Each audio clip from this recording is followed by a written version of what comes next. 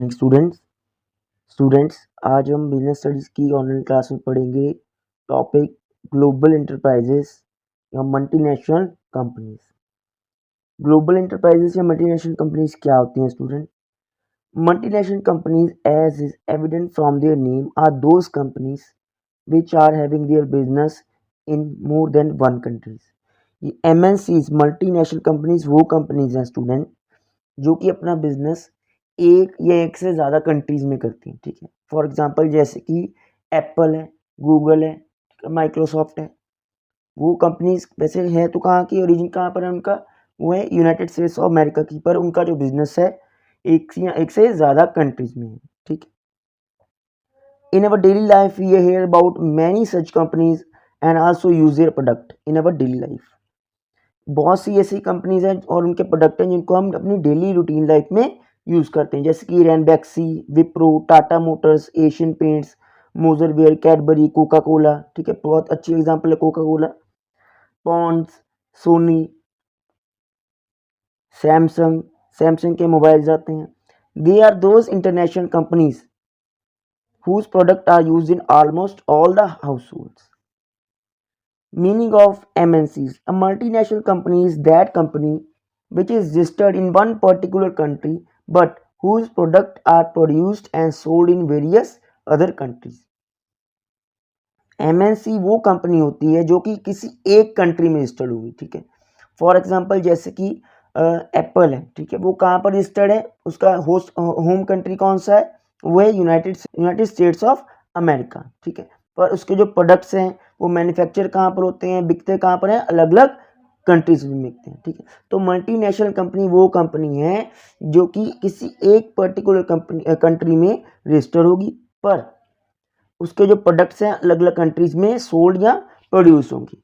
They are also called global corporations, उनको हम global corporations भी कहते हैं। It refers to the companies who operation in more than one country, कि जिनके ऑपरेशंस एक और एक से ज़्यादा कंट्रीज में होते हैं। इसकी examples Coca Cola, Samsung, Google, McDonald, ठीक है, अमेजोन, ये सभी इसकी एग्जांपल्स हैं। ओके, नेक्स्ट हमें पढ़ना है इसके फीचर्स ऑफ MNC।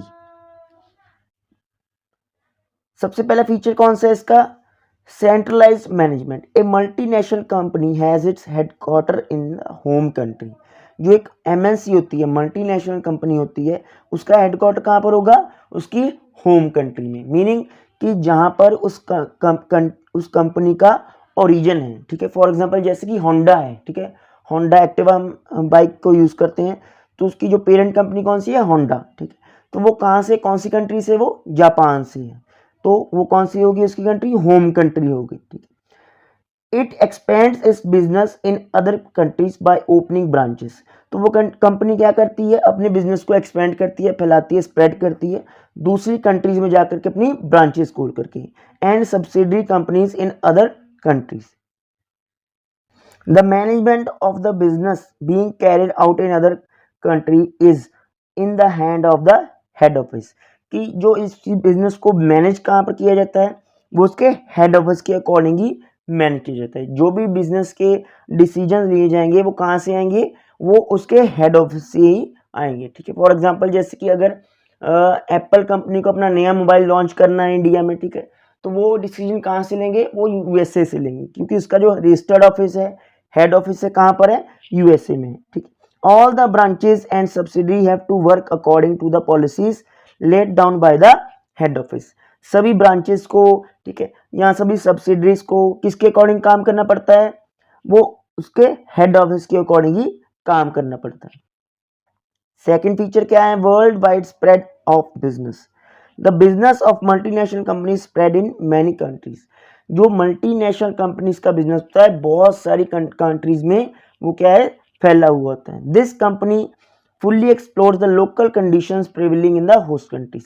और ये जो कंपनीज होती हैं, ठीक है, ये क्या करती हैं, ये दूसरे जो होस्ट कंट्रीज हैं, ठीक है, दूसरी कंट्रीज हैं, वहाँ की लोकल कंडीशंस का पूरा फायदा उठाती हैं। ठीक है, वो कैसे, जैसे कि वहाँ पर उनको चीप लेबर मिलती है। फॉर एग्जांपल जैसे कि एप्पल है, ठीक है, वो USA की कंपनी है, लेकिन उनकी जो मोबाइल की मैन्युफैक्चरिंग है सेल फोन की मैन्युफैक्चरिंग वो कहाँ पर होती है, वो चाइना में होती है। क्यों? क्योंकि वहाँ पर उनको चीप लेबर मिलती है। अभी इंडिया में भी शुरू हो गया है सब, ठीक है, इंडिया में भी इसकी जो मैन्युफैक्चरिंग है वो शुरू होगी। क्यों? क्योंकि उनके यहाँ पर जो उसकी चीप लेबर है, ठीक है, जो वहाँ पर उनकी असेंबलिंग का काम है, ठीक है, मजदूरी है, वो बहुत कम रेट पर उनको मिल जाती है। And the use of raw material, और जो रॉ मटेरियल भी होता है, ठीक है, वो भी उनको काफी कम अमाउंट में उनको परचेज करने को मिल जाता है। थर्ड फीचर है इसका better quality product. A multinational company has to compete on the world level. जो मल्टीनेशनल कंपनी होती है उसको वर्ल्ड लेवल पर compete करना पड़ता है बाकी सभी कंट्रीज की कंपनी से, ठीक है। It has therefore to pay special attention to the quality of its product. तो उसे अपना जो खास ध्यान किस चीज पर देना पड़ता है, अपनी कंपनी के प्रोडक्ट के ऊपर देना पड़ता है। फोर्थ इसका फीचर क्या है student, large size. Large size से मीनिंग क्या है कि इनकी जो एसेट है, ठीक है, उसके बेसिस पर कैलकुलेट किया जाता है कि इनका साइज कितना बड़ा है कंपनीज का।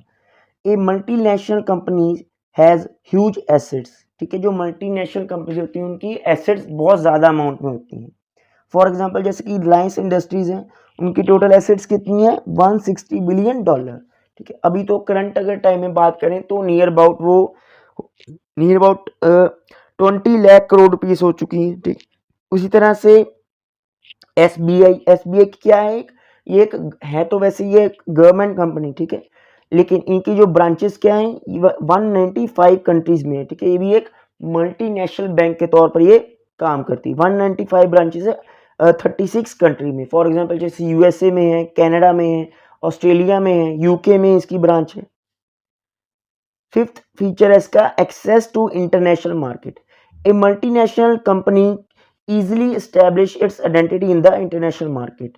कि जो मल्टीनेशनल कंपनी होती है स्टूडेंट, वो अपनी जो पहचान है वो वर्ल्ड वाइड मार्केट में बहुत आसानी से बना लेती है। कैसे? बिकॉज ऑफ इट्स प्रोडक्ट, क्योंकि इसके बहुत सारे प्रोडक्ट्स होते हैं, ठीक है, और प्रोडक्ट की जो क्वालिटी होगी बहुत अच्छी होगी। उसके बाद research on a large level, और ये काफ़ी रिसर्च करते हैं कि कौन सी कंट्री में किस प्रोडक्ट की जो डेफिशिएंसी है, और इनकी जो मार्केटिंग फैसिलिटीज होती हैं वो बहुत अच्छी होती हैं। लास्ट फीचर है इसका स्पेशल अटेंशन टू एडवर्टाइजमेंट। जो मल्टीनेशनल कंपनीज है स्टूडेंट, वो किस चीज़ पर ज़्यादा ध्यान देती है, अपनी एडवर्टाइजमेंट पर बहुत ज़्यादा ध्यान देती है कि उनका जो प्रोडक्ट है उसके बारे में ज़्यादा से ज़्यादा जो लोग हैं वो अवेयर हो सके। फॉर एग्जांपल कोका कोला हो गया, ठीक है, उसकी बहुत ज़्यादा एडवर्टाइजमेंट आती है, ठीक है, टीवी के ऊपर। उसके बाद और ऐसे कार की जो कंपनीज है, ठीक है, ऑटोमोबाइल कंपनीज हैं, उनकी भी काफ़ी एडवर्टाइजमेंट आपको देखने को मिली होगी टीवी के ऊपर या फिर इंटरनेट के through. That is a secret of its success, और एक बहुत बड़ा सीक्रेट है इनकी सक्सेस का, जिससे ज़्यादा से ज़्यादा लोग जो हैं अवेयर होते हैं, और उनको अगर उनकी क्वालिटी पसंद आएगी प्रोडक्ट की तो दोबारा से उस प्रोडक्ट वो परचेज भी करेंगे। अब हमें पढ़ना है student PPP, public private partnership के बारे में। ये लास्ट टॉपिक है इस चैप्टर का। Public private partnership refer to the involvement of private sector in the government project.